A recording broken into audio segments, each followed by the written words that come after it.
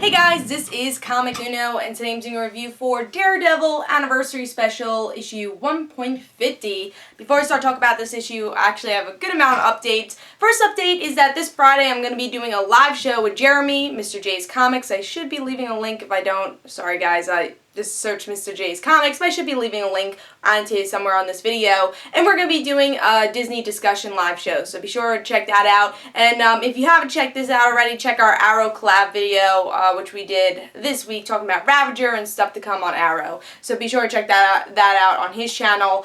Also, Frozen Media Madness, we did commentate Frozen, so if you haven't checked that out either yet, I'll annotate that way you can go check it out. And vote for future TV reviews and movies that we can commentate on Media Madness, because there will be a viewer's pick coming up very soon. Every Media Madness, we vote out of the things that you guys give us and put it on the poll. That way we'll have a big viewer's pick for Media Madness, so be sure to contribute to that. Also, of course, I have Comic Uno episode 42. Yeah, it's not 44 because I screwed up the numbering, so it's 42 this week, it'll be 44 next week. That way I just have all the numbers and it won't be misnumbered, so that's why I'm going back to 42 this week. Here are the exclusive comics. We have Shudder issue 1, which is an Image comic. Robin Hood Legend issue 2. Shotgun Wedding issue 2. Invincible issue 110. And Powerpuff Girls, issue 8. Yes. Also, you have Superior Spider-Man, Superior Foes of Spider-Man, issue 11. Captain Marvel, issue 2. And Avengers Undercover, issue 2. So if you want to go check out all those reviews, go to Comic Uno, episode 42, which is annotated. But let's talk about Daredevil, issue 1.50, which is the 50th anniversary for Daredevil. And there's about 3 stories here, which I'm actually happy. Usually the anniversary stories and issues in these double-side stuff have maybe 5 stories and they're kind of lackluster, but I'm glad it's mostly a Mark Waid story. The middle is like continuing the Mark Waid story, and then the other one's kind of like the generic Daredevil issue or mini story you're going to get with these anniversary issues. But love the cover, really cool cover. I wish I got some of these variants. I noticed them after I bought my comic, and I'm not going to probably buy another one. I think they're out. Yeah, here we go. I love these variant covers. I think especially the yellow one. Yeah, so there's some really cool variants that I wish I got, but too late now. But maybe one day I'll get them. But I do like the variants for the Daredevil stuff. But it's still really cool cover with the regular cover also. But let's see what's going on with the story. We get to see, the first story is the Mark Waid story, where at first I'm like, oh, he looks a little old here. And he's supposed to be old, because this is Daredevil, Matt Murdock, as an older man. You know, he's a father, and we get to see that his son did get his powers, but had to be taken away because his powers were way too overwhelming. And he's still affected by that, so he's a jittery guy. He just likes studying all the time. And Matt's like, hey, you gotta be more active. But Matt still respects him. He's like, you know what, you like studying, go ahead, study.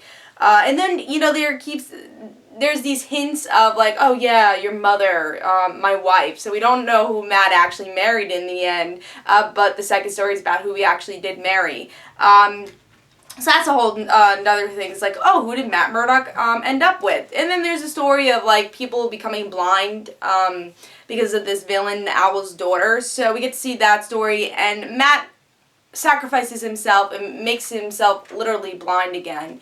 So I thought that was interesting. I don't know if he had his powers after that, and his son actually saved him. You know, this quirky son who doesn't really like, who's very jittery, ends up saving his father. So I thought that was pretty cool, and I really liked the father-son relationship in that whole issue.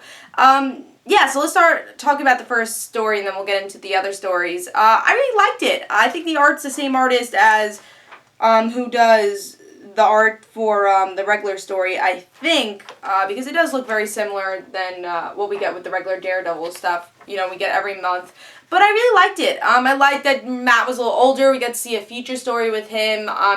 You know, I really love that they kept the secret of who he actually married. Love the son. I love that Foggy was still alive. I love that they were still in San Francisco. It was a really, really fun story, and I think what really made the issue for me was this story, and it's something unique and something different from other anniversary issues where you're like, here's a generic story. There you go. Very good example. All New X-Men's a lot like that. It's like, here's a generic story about the X-Men. But this, it was something different, and it felt worth picking up this issue and paying the extra $1. The next story is actually a prose story, which took not a little while to read, but it's obviously take you a little longer to read.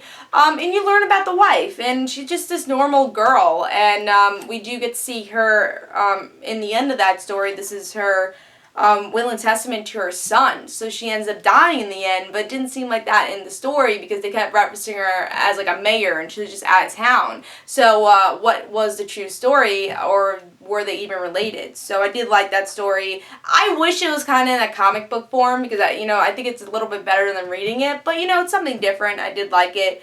And then the third story was kind of the generic one where Matt pretended to be a brother of his, Mike, to save his identity, and he's using like this kind of commercial bit, so it's like silly in a way, this story. Yeah, that's it. It's just a silly story of him trying to protect his identity. But the art's actually really good. I did like the art for it, and it fit the story. It's kind of sillier, more, it's silly art for a more sillier story, compared to this type of art for a more serious story. I liked it. I overall really loved this issue. The third story is just okay, but it's still worth it. Still worth reading. And I think with these double-sized issues, sometimes they're like, alright, I kind of get it. Like, I wish this wasn't totally double-sized. But then there's those double-sized issues where you're like, wow, I kind of want more. And I felt like that with Daredevil. It felt like I wanted more. I really loved the first story, and I really loved this issue as a whole. We even get a little Elektra preview also, because obviously she's related to Daredevil stuff. So really looking forward to that title. And I'm going to give it a 4.5. Really enjoyed this one. I think this issue is mostly worth picking up for that first story. But really, overall, great anniversary issue, especially if you're a really humongous Daredevil fan. And I've been starting to get into Daredevil. I think he's a really interesting character, and I'm glad I jumped into his character with Mark Waid's stuff. And hopefully, as time goes on, I'll be able to pick up some back issues of Daredevil also.